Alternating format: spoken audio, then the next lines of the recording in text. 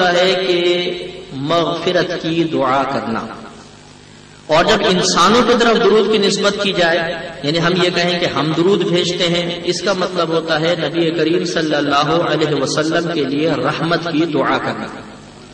تو اب آیت کا ترجمہ یہ بنے گا، مفہوم یہ بنے گا کہ بے شک اللہ تبارک و تعالی اپنے نبی کریم صلی اللہ علیہ وسلم پر رحمت نازل فرماتا ہے، اور یہ فرشتے ان کے لیے دعائیں مغفرت کرتے ہیں۔ اے ایمان والو، تم ان نبی کریم صلی اللہ علیہ وسلم کے لیے رحمت اور سلامتی کی دعا مانگو۔ یہ اس کا مفہوم صحیح ہے، ذرا تصور اپنے ذہن کے اندر آپ ضرور رکھیے گا۔ اسی آیت سے یہ ثابت ہوا کہ چونکہ اس میں درود اور سلام کا حکم ہے، لہذا فقہاء نے فرمایا کہ زندگی میں کم از کم ایک بار درود پاک پڑھنا ہر عاقل بالغ مسلمان مرد اور عورت پر فرض ہے۔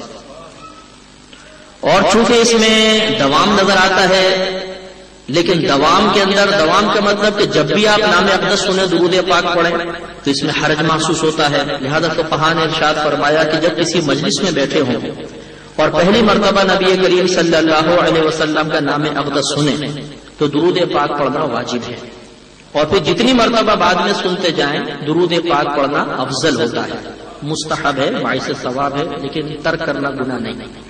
اس لیے محافل میں جب کبھی درود پاک پڑھا، مطلب ذکر اقدس ہو یا درود پاک پڑھا جائے تو کم از کم پہلی مرتبہ تو ہمیں بھی درود پڑھنا چاہیے، یہ واجب ادا ہوگا، اور اس کے بعد جتنا موقع ملے ہمیں درود و سلام پڑھتے رہنا چاہیے۔ ایک بات یہ بھی یاد رکھیے کہ یہاں پر اللہ تبارک و تعالی نے ہمیں درود اور سلام دو چیزوں کا حکم ارشاد فرمایا ہے، اور اہل علم حضرات جو تشریف فرما ہے وہ اس پر توجہ فرمائیں گے، اور وہ نشاندہی بھی فرماتے ہوں گے کہ اللہ تعالیٰ نے ارشاد فرمایا صلو علیہ وسلموا تسلیما۔ جب درود کا حکم دیا تو فقط صلو فرمایا، درود پڑھو، لیکن جب سلام کا حکم دیا تو فرمایا وسلموا تسلیما۔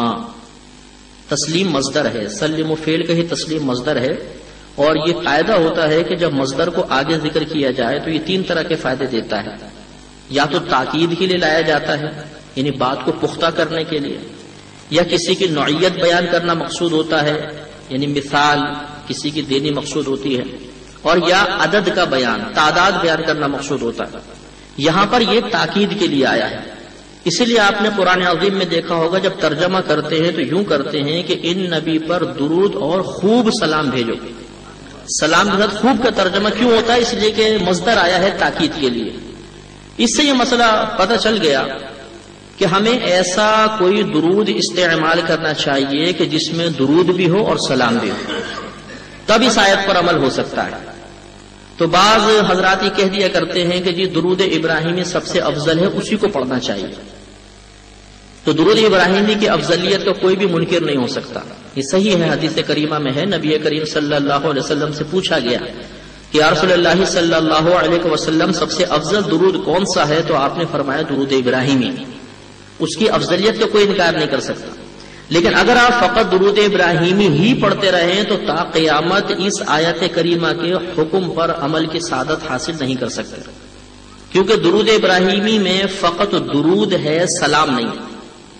لہذا ہمیں لازم ہوگا کہ ہم ایک ایسا صیغہ استعمال کریں، چند ایسے کلمات کے ذریعے نبی کریم صلی اللہ علیہ وسلم کی بارگاہ میں ہدیہ درود پیش کریں جس میں درود بھی ہو اور سلام بھی ہو۔ تو صلی اللہ علیہ وسلم یا الصلاۃ والسلام علیک یا رسول اللہ، ان دونوں میں درود بھی ہے اور سلام بھی ہے۔ تو اس سے معلوم ہوا کہ اگر کوئی آپ سے یہ کہے کہ الصلاۃ والسلام علیک یا رسول اللہ کہنے کی دلیل کیا ہے تو آپ کہیں گے یہ آیت کریمہ ہے، کیونکہ اس میں اللہ تعالیٰ نے ہمیں درود اور سلام پڑھنے کا حکم پہ ارشاد فرمایا ہے، یہ حکم نہیں دیا کہ کون سا درود پاک مخصوص کرنا ہے، یہ مطلق رکھا، اس میں اجازت دے دی کہ جو درود کا صیغہ استعمال کرو، لیکن ایسا ہو کہ درود اور سلام دو چیزوں پر مشتمل ہو۔ تو الصلاۃ والسلام علیک یا رسول اللہ میں درود بھی ہے، سلام بھی ہے، لیکن درود ابراہیمی میں فقط درود ہے، سلام نہیں ہے، اس پہ توجہ رکھیے گا۔ ایک قاعدہ یہ بھی یاد رکھیے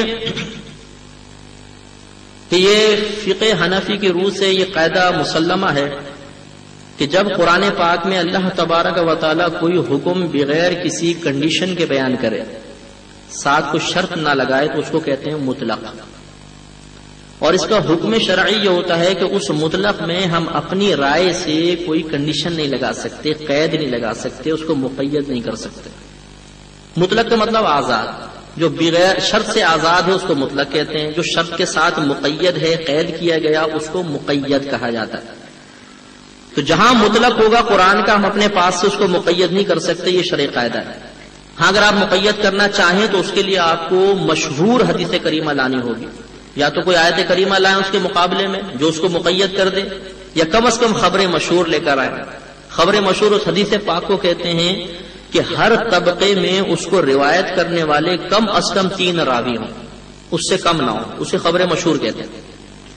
تو اب اس میں آپ دیکھیے کہ اللہ تعالیٰ نے ہمیں درود اور سلام 2 چیزیں پڑھنے کا حکم دیا ہے، لیکن کیا کوئی کنڈیشن لگائی ہے کہ اردو میں پڑھو، انگلش میں پڑھو، فارسی میں پڑھو، رات کو پڑھو، دن میں پڑھو، کھڑو کر پڑھو، بیٹھ کے پڑھو، لیٹ کے پڑھو؟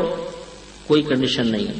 تو یہ مطلق ہوا، اور قرآن کا مطلق رہے گا۔ المطلق یجری علی اطلاقہ، مطلق اپنے اطلاق پر جاری ہوگا، ہم اپنے پاس سے کنڈیشن نہیں لگا سکتے۔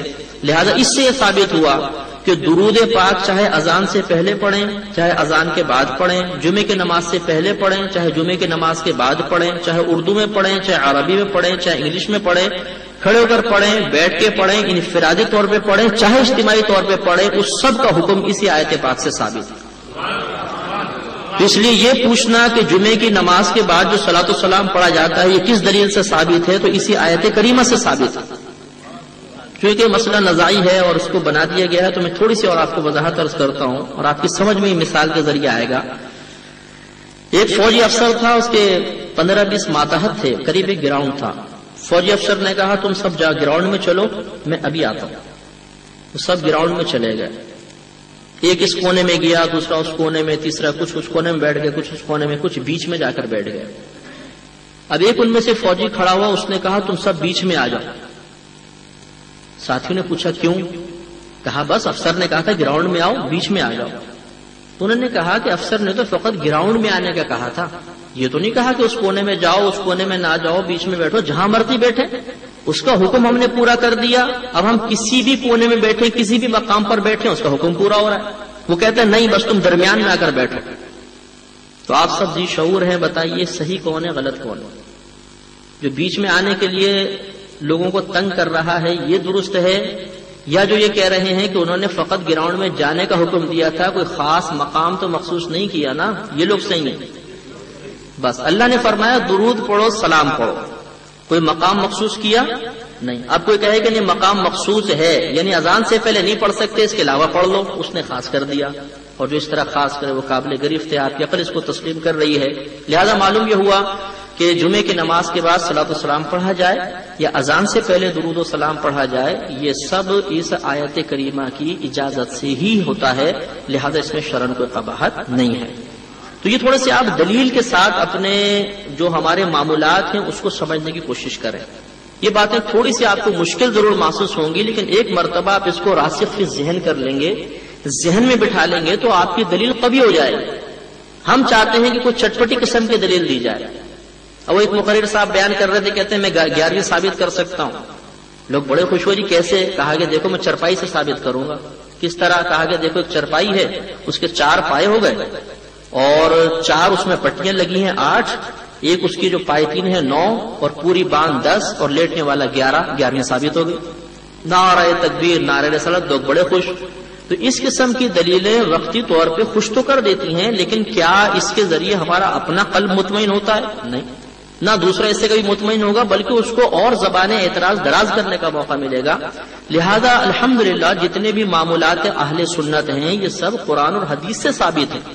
ایسا نہیں ہے کہ ہم نے فقط معاذاللہ کوئی بدعتیں ایجاد کر لی ہیں یا سنی سنائی باتوں پہ عمل کر رہے ہیں، ایسی بات نہیں ہے۔ سب کی دلیلیں قرآن اور حدیث سے اور صحیح مستند ترین دلیلیں ہیں، ایسی دلیلیں کہ جس کا رد کرنا ممکن نہیں۔ لیکن ضرورت اس بات کی ہے کہ ہم اس کو سمجھیں۔